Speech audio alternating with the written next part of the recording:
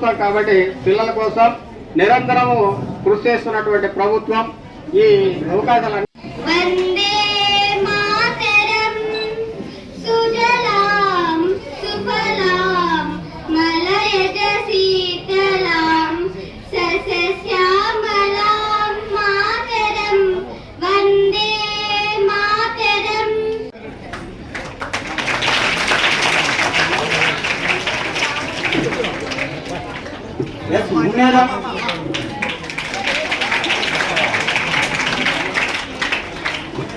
Next Madiha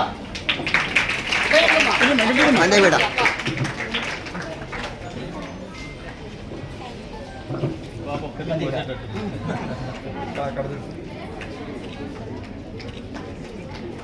ఇప్పుడు చిన్న సత్కారం సార్.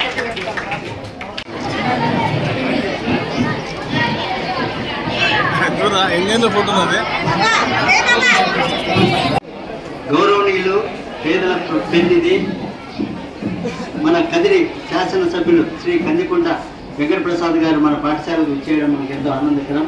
ఈ సందర్భంగా వేదిక మీద ఉన్న పెద్దలందరికీ కూడా, తర్వాత వచ్చిన పాత్రికేయులకు మరియు మన పాఠశాలలోని ఉపాధ్యాయులందరికీ కూడా ఈ సందర్భంగా అందరికీ నమస్కారాలు, పిల్లలకు ఆశీస్సులు.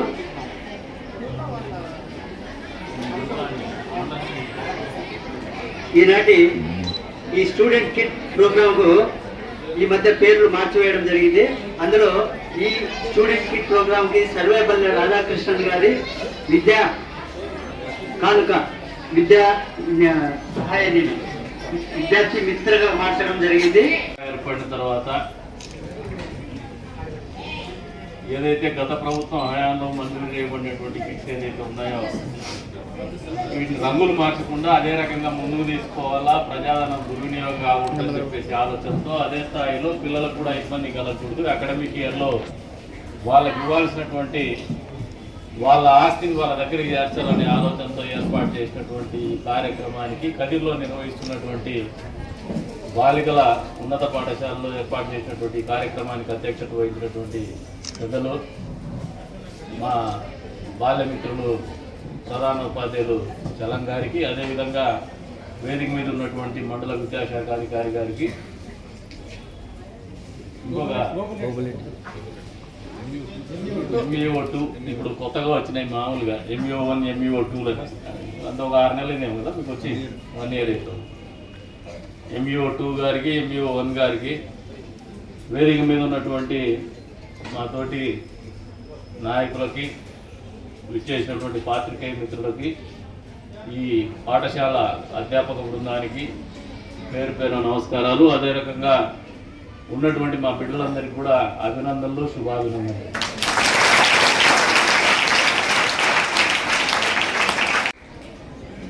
మొదటిగా ఈ స్కూల్కి వచ్చి బాగా గర్వం ఉంది మాకు కదిరిలో అని చెప్పుకునే, ఎందుకంటే ఆల్ ద క్రెడెన్షియల్స్ స్టేట్లో 3rd, జిల్లాలో టాపు, స్ట్రెంగ్త్లో టాపు, రిజల్ట్స్లో టాపు, టౌన్లో first. All these are reflecting the efficiency of the faculty. అధ్యాపక బృందం యొక్క శక్తి సామర్థ్యానికి వాళ్ళ కమిట్మెంట్కి దర్శనం పడుతుందని చెప్పేసి మనస్ఫూర్తిగా అభినందిస్తాను. మామూలుగా గురువు అనేవాళ్ళు లేదంటే స్కూల్స్ అనే ప్లేస్ కానీ విద్యాలయాలు కానీ భవిష్యత్తులో పౌరుల్ని తీర్చిదిద్దేటువంటి కేంద్రాలుగా ఉంటాయి. మామూలుగా మీరు అధ్యాపకులు ఏ రకంగా వాళ్ళని గ్రూమ్ చేసి, ఏ రకంగా వాళ్ళని నర్చర్ చేసి సొసైటీలోకి వదిలితే అంత మంచి హెల్దీ సొసైటీ తయారవుతుంది. And these are the wealth of the nation. ఈ జాతి యొక్క సంపద పిల్లలు. భవిష్యత్తులో వాళ్ళు ఏమవుతారో ఒక స్థాయి, ఉన్నత స్థాయికి ఎదిగి మాలాంటి వాళ్ళకు కూడా దిశానిర్దేశం చేసేంత స్థాయికి కూడా ఎదగచ్చు ఉన్నట్టే, మేమున్నట్టే కూడా. కాబట్టి మీకు ఆపర్చునిటీ ఉంది బాగా పిల్లలకి. ఈ ఆపర్చునిటీని డోంట్ లూజ్ ద ఆపర్చునిటీ పిల్లలకి చెప్పేది. ఎందుకంటే ఇప్పుడున్నటువంటి తరం ఆలోచన చేయాల్సినటువంటి వేదిక మారింది. మా తరంలో ఆలోచన విధానం ఎట్లుందంటే చలం చాలా కంఫర్టబుల్ ఉన్నాడు అనుకుంటాడు. చలం అంటే మీ ప్రధాన ఉపాధ్యాయులు, ఎందుకంటే ఉద్యోగం వచ్చింది, ప్రభుత్వ ఉద్యోగం వచ్చింది కాబట్టి. But now A days the things have change. Economy మారింది, ఆర్థికమైనటువంటి అంశాలు మారినాయి, ప్రపంచం మారింది, ప్రపంచీకరణ జరిగింది. ప్రపంచం అనేది చిన్నది గ్లోబల్ విలేజ్ అయిపోయింది. నాలెడ్జ్ ఎకానమీ ప్రమోట్ అవుతుంది. నాలెడ్జ్ ఎకానమీ అంటే ఎంతమందికి తెలుసు చెప్పమ్మా? పిల్లలు ఇక్కడ ఎంతమందికి తెలుసమ్మా? అధ్యాపక బృందానికి ఎంతమందికి నాలెడ్జ్ ఎకానమీ తెలుసు? గడ్డం పిసుకుంటే కాదప్పా. ఈ రోజుల్లో మామూలుగా పాతకాలంలో ఆర్య వయసులు ఉండేవారు వ్యాపార రంగం నుంచి. అదే రకంగా ఈ వ్యాపారం అనేది ఆర్థికాభివృద్ధికి తోడ్పడేటువంటి అంశం. రైతులు ఉంటారు, పంటలు పండిస్తారు. ఇదొక రకమైనటువంటి agriculture economy. End of the day వ్యాపారం అనేది సమాజాన్ని నడిపించేటువంటి పద్ధతులు ఉంటాయి. ఎక్కడైతే ఆర్థికంగా స్థిరత్వం ఉంటుందో అక్కడ నాగరికత వస్తుంది. ఈ ఆర్థికం గురించి పిల్లలకి ఎందుకు చెప్తానంటే మీరు ఆలోచించే విధానంలో మార్పు రావాలి. బహుశా నేను ఇంజనీరింగ్ గ్రాడ్యుయేట్, ఇంజనీరింగ్ అయిన తర్వాత ఎంటెక్ చేసిన, కానీ వదిలేసిన దాన్ని. దానికి ఒక కారణం ఉంది లేమ్మా, అది వేరే కారణము. మీరు చదువుకున్న తర్వాత మిమ్మల్ని గైడ్ చేసే అంశంలో మీ అధ్యాపక బృందాన్ని ఐక్యూ లెవెల్ ఏదైతే ఉంటుందో దానికి మ్యాచ్ అయ్యే విధంగానే మీరు ఆలోచన చేస్తుంటారు. మీరు ఒక యూనివర్సిటీ లెవెల్కి పోయిన తర్వాత తదుపరి you learn on your own.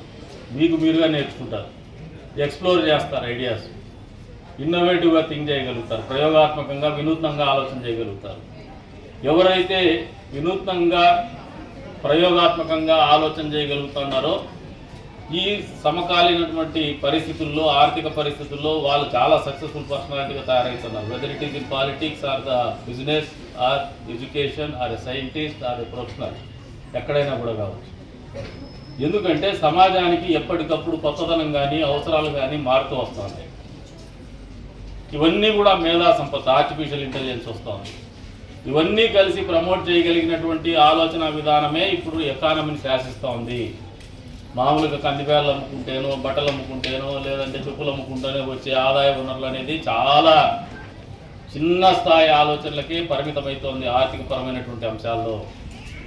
If you have to grow big, పెద్దగా ఎదగాలంటే, పెద్దగా ఆలోచన చేయగలగంటే వినూత్నంగా ఆలోచన చేయాలా. వినూత్నం అంటే ఏదో తప్పుడు ఆలోచనలు కాదు, పాజిటివ్ థింకింగ్, మంచి చేయాలనే ఆలోచన, మనల్ని మనం మొదటి స్థానంలో నిలబెట్టుకోవాలనే ఆలోచన. 10 మంది ఉన్నా కూడా 10 మందిలో మొదటి స్థానంలో మనం ఉండాలనే పట్టుదల, సంకల్పం అనేది మీకు డ్రైవింగ్ ఫోర్స్గా ఉండాలని ఈ బిడ్డలకు ఈ సందర్భంగా తెలియజేస్తా ఉన్నాను. కూడా చెప్పండి, మంచిగా ఆలోచన చేసే రాజకీయ నాయకులు కూడా ఆదరించమనండి. మీరు కూడా భవిష్యత్తులో రాజకీయ నాయకులు కావాలంటే మంచి చేయాలని ఆలోచనతో ముందుకు పోండి. చదువుకొని రాజకీయాలు లేకొస్తే ఆదర్శంగా నిలవగలుగుతారు. చదువు లేకుండా క్వశ్చన్ పేపర్లు దొంగతనాలు చేసేసి 10వ తరగతి కూడా పాస్ కాకుండా 10వ తరగతి first class, degree first class అని చెప్పి డిగ్రీ మామూలు పాపం మళ్ళీ ఎమ్మెల్సీ ఎలక్షన్లు వస్తే ఓటు వేసుకోలేనటువంటి పరిస్థితి. అదొక అబద్ధం. డిగ్రీ చదవకుండా చదివినా అని చెప్పుకొని పాపం ఓటు వేసేటప్పుడు బయటపడిపోయింది, డిగ్రీ లేదు. ఇట్లా అబద్ధాలు చెప్పుకొని బతకాల్సి వస్తుంది. కాబట్టి బాగా చదువుకోండి. బాగా చదువుకొని భవిష్యత్తులో ఈ సమాజానికి, ఈ దేశానికి, ఈ రాష్ట్రానికి మంచి పౌరులుగా మీరు భవిష్యత్తులో ఉండాలా. ఈ కదిరి నియోజకవర్గం పేరు ప్రఖ్యాతుల్ని మీరు దశ దిశలా వ్యాపింపజేయాలా. అంతేకాదు మీరు చదువుకున్నటువంటి స్కూల్, మా చెల్లెలు, మా అక్క కూడా ఇదే స్కూల్లో చదువుకున్నారు. ఇక్కడికి వచ్చినప్పుడు మాకు కూడా గర్వంగా అనిపిస్తుంది స్కూల్ పరిసరాలు చూస్తాను. మరొకసారి ఏమంటే ఈ అధ్యాపక బృందాన్ని కూడా మనస్ఫూర్తిగా అభినందిస్తాను. ఇక్కడికి వచ్చిన తర్వాత ఏదైతే ఎన్విరాన్మెంట్, అప్రిషియబుల్ ఎన్విరాన్మెంట్, మామూలుగా ప్రభుత్వ పాఠశాలలు అంటే మీరు కార్పొరేట్ పాఠశాలలో ధీటుగా అంటున్నారు. కార్పొరేట్ పాఠశాలలో సూటు బూటు క్లాసెస్ ఉంటాయేమో, ఇంత స్వచ్ఛమైనటువంటి క్లాస్ రూమ్స్ ఉండవు, ఇంత పెద్ద ఎత్తున మైదానాలు ఉన్నటువంటి క్లాస్ రూమ్స్ ఉండవు, ఇంత పెద్ద ఎత్తున చెట్లను పెంచి పోషించేసి ఆక్సిజన్ లెవెల్ పెంచినటువంటి పాఠశాలలు లేవు. ఎయిర్ కండిషన్స్ క్లాస్ రూమ్స్ ఉంటాయేమో కానీ న్యాచురల్గా మిమ్మల్ని అందరినీ కూడా ఎదిగేటువంటి మానసిక వికాసాన్ని ప్రోత్సహించే క్లాసెస్ ఉండవు. కాబట్టి మనస్ఫూర్తిగా మీ తల్లిదండ్రులు కూడా ఇక్కడికి మిమ్మల్ని పంపిస్తున్నందుకు కూడా అభినందిస్తూ ఉన్నాను. అంతేకాకుండా ఈ రకమైనటువంటి విద్యాబోధన వల్ల ఈ రకమైనటువంటి అధ్యాపకులు పెద్ద ఎత్తున ఫోకస్డ్గా స్ట్రెంగ్త్ను పెంచే కార్యక్రమం కావచ్చు, అదే రకంగా పరీక్షల్లో రిజల్ట్ ఓరియంటేషన్ కావచ్చు తీసుకొచ్చే విధానం కావచ్చు, మరింత పెద్ద ఎత్తున ప్రభుత్వ పాఠశాలల్లో సంఖ్యను పెంచుతుంది, ప్రభుత్వ పాఠశాలల పట్ల ప్రజల్లో నమ్మకాన్ని పెంచుతుందని చెప్పేసి కూడా ఈ సందర్భంగా తెలియజేసుకుంటూ మనస్ఫూర్తిగా అధ్యాపక బృందానికి అంతా కూడా అదే రంగా అడ్మినిస్ట్రేటివ్ స్టాఫ్ కూడా మనస్ఫూర్తిగా అభినందనలు తెలుపుతూ ఈ రోజున నన్ను ఇక్కడికి ఆహ్వానించి అవకాశం కల్పించిన ప్రతి ఒక్కరికి కూడా పేరు పేరున ధన్యవాదాలు తెలుపుకుంటూ సెలవు తీసుకుంటున్నాను. మీరు అలవర్చుకుంటారో మీ తల్లిదండ్రులే కాదు, ఇప్పుడు చెప్తున్నారు మీ గురువులు కూడా గర్వంగా చెప్తున్నారు, స్టేట్ థర్డ్ వచ్చిన్నారు మేము అని చెప్పేసి. ఇట్స్ ఎ ప్రైడ్, ఒక గర్వం అందరికీ కూడా. మీకు చదువు చెప్పినటువంటి గురువులకు కావచ్చు, మిమ్మల్ని కన్నటువంటి తల్లిదండ్రులకు కావచ్చు, మీతోటి సహచర విద్యార్థినులకు కావచ్చు, అదే రకంగా ఈ ఊరి వాళ్ళకు కావచ్చు, ఈ ప్రాంతం వాళ్ళకు కావచ్చు, ఈ జిల్లా వాళ్ళకు కావచ్చు, తెలుగు వాళ్ళకు కావచ్చు, అదే రకంగా ఇంకో స్థాయికి పోయినప్పుడు భారతీయులకు కూడా కావచ్చు. కాబట్టి మీరు పెద్ద స్థాయిలో ఆలోచన చేయండి, వినూత్నంగా ఆలోచన చేయండి, కాంపిటేటివ్గా తయారు కావండి, ఒత్తిడికి లోను కావద్దండి. బాల్యం అనేది బంగారు జీవితం, అది ఈ బంగారు జీవితంలో సంతోషంగా మీకు నచ్చినటువంటి పనులు, అంటే మీకు నచ్చినటువంటి పనులు సమాజము ఒప్పుకునే విధంగా ఉండేటువంటి పనులు ఆలోచన చేసే దిశగా మీరు ఆలోచన చేయమని చెప్పేసి కూడా మిమ్మల్ని అందరినీ కూడా కోరుకుంటూ అదే రకమైనటువంటి ఆలోచనతో మీరు ఒకసారి గమనించుకోండి. గతంలో ఒక ఆయన ఉన్నాడు, ఇందాక మీ ఎంబీఓ గారు పేర్ల పట్టి ఇచ్చినారు, పథకాల పేర్లు. గతంలో ఉండే పేర్లు చదువుతా వస్తాను, ఇప్పుడు పేర్లు చదువుతానమ్మా. జగనన్న అమ్మఒడి, ఇప్పుడు దానికి తల్లి వందనం అని పెట్టినారు. జగనన్న విద్యా కానుక, సర్వేపల్లి రాధాకృష్ణన్ విద్యార్థి మిత్ర. సర్వేపల్లి రాధాకృష్ణ ఎంతమందికి తెలుసమ్మా? ఎవరైనా? మళ్ళీ గుడ్. జగనన్న ఎవరమ్మా? ఎప్పుడు?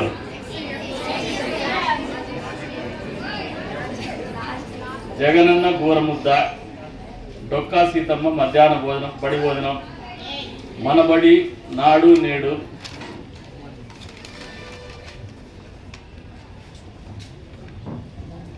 మన బడి మన భవిష్యత్తు, స్వేచ్ఛా పథకం, బాలికా రక్ష, జగనన్న ఆనిముత్యాలు, అబ్దుల్ కలాం ప్రతిభా పురస్కారం. అబ్దుల్ కలాం ఎవరమ్మా?